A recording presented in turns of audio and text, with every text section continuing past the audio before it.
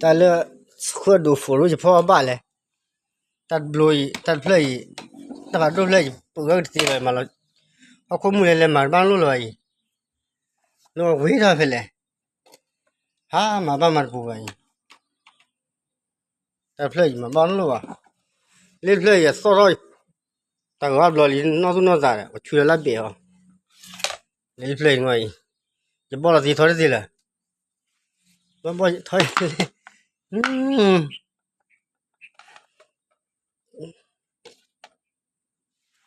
要是没有来呢，没办路，伊拉这，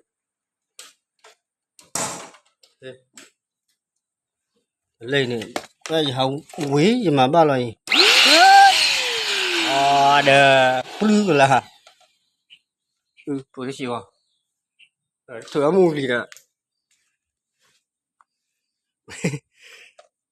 Mama lu beli apa main ni? Pula sampai pusat pula.